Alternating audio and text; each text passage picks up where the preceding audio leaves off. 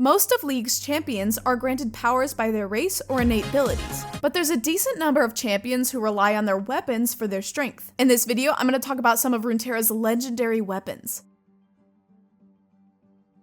A long time ago, in the Blessed Isles, Thresh was a simple monk guarding the waters of life and carrying a pretty ordinary lantern. He wanted to climb the positions of greater power, but since he came from a poor family, he was assigned to work as a guardian of magical artifacts, watching people less capable than him rise in the hierarchy just because their families were richer. Over the years, Thresh witnessed many of his friends die to those magical items, growing cold and bitter. Eventually, he became interested in a book that whispered about a person's darkest desires. When a senior monk found out, Thresh claimed his first victim. When Viego arrived on the Blessed Isles, Thresh guided him to the waters of life with a wide grin. When the Ruination was born, Thresh became a wraith as well. At that point, his lantern changed too, giving him the ability to absorb and imprison souls, which further amplified Thresh's power. In the cinematic None Escape, he shows a bit of how the lantern works, where the kid doesn't even notice that his soul has already been condemned. It's unknown what the limits of the lantern are, if any, but the fact that it drains souls and strengthens the wielder makes it a legendary item. Since we talked about Thresh's weapon, let's talk about the strongest weapon of the Sentinels of Light shown so far, which is the weapon of Akshan, called the Absolver.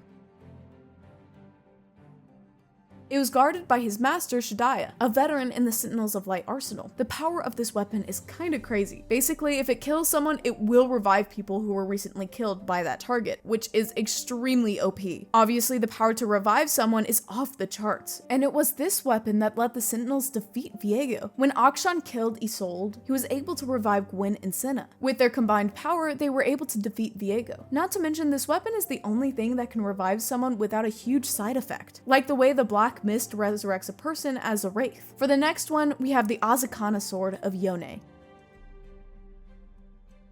This weapon has a lot going on behind it. Yone was a swordsman who was killed by his brother Yasuo, and was forced to fight in Azakana when he reached the spirit realm. When he was able to defeat the Azakana, the demon bit his face, fusing him and leaving with a strange half-dead state. As a result of this experience, Yone was given spirit abilities, including the ability to use the Azakana mask to see and track other Azakana. Before returning to the material realm, Yone took the Azakana's blade and swore to hunt down other Azakana and collect their masks. Since the Azakana are spirits, they cannot be harmed by normal weapons, so the fact that his blade can easily injure Azakana suggests it has some kind of spiritual power. Next, we've got Echo's weapon, the Z-Drive. Echo created the Z-Drive with help from Heimerdinger and his alternate universe version of Jinx, making a Hextech weapon that lets Echo rewind time. It's locked at about 4 seconds because of the limit before the side effects kick in. Technically, he can go back more, but then stuff like Heimer exploding or the Z-Drive blowing up in Victor's face might happen. Another drawback is that when rewinding time, Echo's wounds and his energy don't fully recover. You can see that when he's stopping Jinx from setting off the grenade and ends up all burned up. The ability to rewind time is insane, especially in the right hands. If Echo, just a physically normal human, can use it to get this powerful, imagine being like a Darkin and using the Z-Drive. Basically, the only thing stopping Echo from being a god is that he's still human. On to the next one, we have the Shield of Braum. In Freljord, there are demigods, and the oldest one among them is Ornn. Ornn is the demigod of fire and forge, and he's crafted tons of extremely powerful legendary objects and weapons. One of these artifacts is a vault door shield created to lock up Troll's treasure hoard after the troll messed with Ornn. One day, a troll cub got locked inside the vault. Braum heard the troll's cries and went to save him. He punched the door for 4 days and 4 nights and couldn't break it. So he flexed his massive muscles, destroyed the mountain around it, took the door and turned it into his shield. The door wasn't originally meant to be a weapon, but it's so durable that when Braum wielded it to protect the people of Freljord, it became legendary. Not just because Ornn made it, but because it was used by the Freljord's greatest hero. Moving on to the next weapon, we've got the Spirit Blade.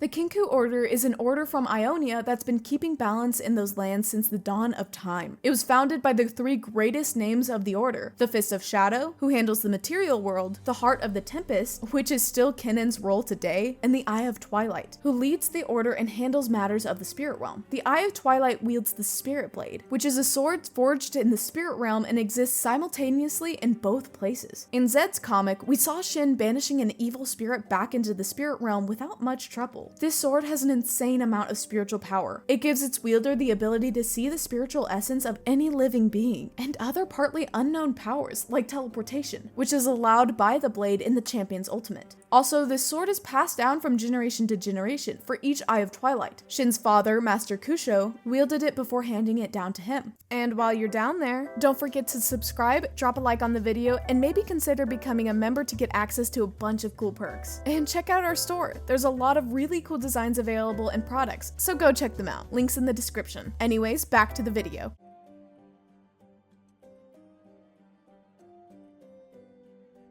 As the greatest symbol of the Buru people, the Eye of God has immense spiritual power, which is passed down generation after generation to whomever holds the title of Truthbearer, which is currently Alawi. A large portion of the power of this artifact comes from the weapon of its bearer, being linked to the core of the stone so they become one. The limits of this artifact's power are unknown, but Alawi uses the tentacles of the goddess Naga Akaburos to pull and manipulate souls of the others with the intention of judging whether the person's soul is strong. In short, this is a weapon that can manipulate souls and concentrates the power of a mega powerful goddess, but it's extremely difficult physically and spiritually to wield. The next weapons on the list are the Kashuri weapons of Jin. Jin always sought the best ways to commit his assassinations, but he was captured and imprisoned by the Kinku Order and his sons. During the invasion of Nexus, though, the Master Kusho released Jin, and the Kashuri family offered him weapons made by a woman called the Maker. She is described as a legendary artisan, using many arms to create flawless creations. Since she shares Jin's twisted vision, she gave him a weapon with technology similar to Hextech, infused with magic. This magic distorts the bodies of his victims into flowers and other beautiful things, materializing in real life what Jin's sick mind sees when he kills someone. In the Zed comic, we see how the victims' bodies look until the magic dissipates when someone touches them. But the weapons are that way because of Jin himself, who uses the magic and his genius brain to exploit the weapon's full potential, making them extremely legendary. For our last weapon, we have the Aspect of Justice's sword.